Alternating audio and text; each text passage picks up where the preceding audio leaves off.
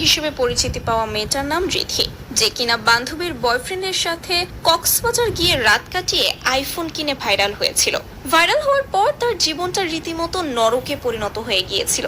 কিন্তু হঠাৎই তার জীবনের স্বর্গ হয়ে আসে পারভেজ নামক একটা ছেলে, যে রিধিকে ভালোবাসার কথা বলে তার গোপন ভিডিও বিক্রি করে টাকা রোজগার করত, এমনটাই দাবি জানিয়েছে রিধি।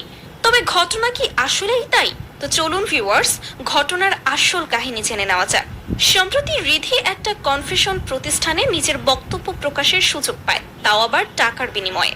সেখানে গিয়ে সে এমন এমন কথা বলেছে, তার কথা শুনে মনে হচ্ছিল এতদিন তাকে সত্যটা বলার সুযোগই দেওয়া হয়নি। কিন্তু ঘটনা কি আসলেই তাই যেটা সে বলছে? টিকটকের মাধ্যমে পারভেজ নামক একটা ছেলের সাথে পরিচয় হয়েছিল রিধি।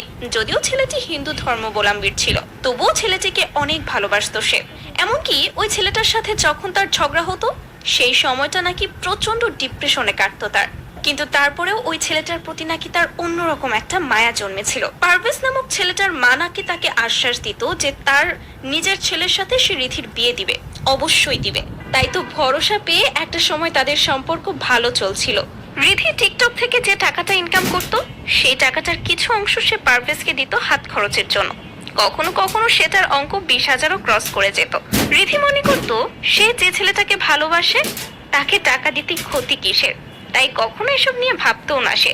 কিন্তু একদিন হঠাৎই ওই ছেলেটা রিধির কাছে তার গোপন ভিডিও চেয়ে বসে। ভিডিও কলে এসে রিধি তার বয়ফ্রেন্ডের আয়েশও মেটায়। খুশি কল্পনাও করতে পারেনি বয়ফ্রেন্ড তো এরকম ভিডিও চাইতেই পারে, এটা নাকি তার কাছে নর্মাল মনে হতো।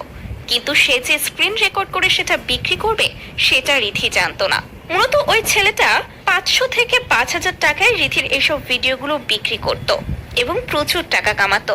একদিন রিধি যখন সবকিছু জানতে পারে, তখন সে তার বয়ফ্রেন্ডকে অনেক অনুরোধ করে এবং পায়েও পড়ে যেন সে ভিডিওগুলো ডিলিট করে দেয়, সে আর এরকম কাজ যেন না করে। কিন্তু তার বয়ফ্রেন্ড তার কথা শোনে না, আর তার বয়ফ্রেন্ডের উপর রাগ করেই নাকি এখন পুরোপুরি প্রফেশনাল ভাবে সে এই কাজ করে। আমাকে যে পাবে সেখানে মধু মধু করবে, বুঝছো? আমি একটা তার বয়ফ্রেন্ড এবং বান্ধবীরা মিলেই নাকি তাকে আজকে খারাপ করেছে। প্রথম অবস্থায় সে খারাপ ছিল না, তার এই খারাপ হওয়ার পেছনে নাকি তার বান্ধবী এবং তার এই বয়ফ্রেন্ডই দায়ী। যদিও রিধির এই সমস্ত মন্তব্য করার পর সে আরো বেশি গালি খাচ্ছে। লোকজন বলছে সে কোনো যৌক্তিক কথা বলছে না। সে প্রথম অবস্থায় অন্যের বয়ফ্রেন্ডকে নিয়ে টানাটানি করেছে এবং তাদের থেকে টাকাও নিয়েছে, এবং পরবর্তীতে জীবনে সফল হতে হলে টাকার কোনো বিকল্প নেই, তাই এখনই নামক বয়ফ্রেন্ডের সাথে যেটা সে করেছে সেটা তার একদমই করা উচিত হয়নি। নিশ্চয় টাকার ভাগ সেও নিত। তো ভিউয়ার্স, আপনাদের কাছে কি মনে হয়, এই পুরো ঘটনায় কি আসলেই রিধির দোষ, নাকি তাকে আসলেই খারাপ বানানো হয়েছে? অবশ্যই আপনার ব্যক্তিগত মতামতটি কমেন্ট করে জানাতে ভুলবেন না।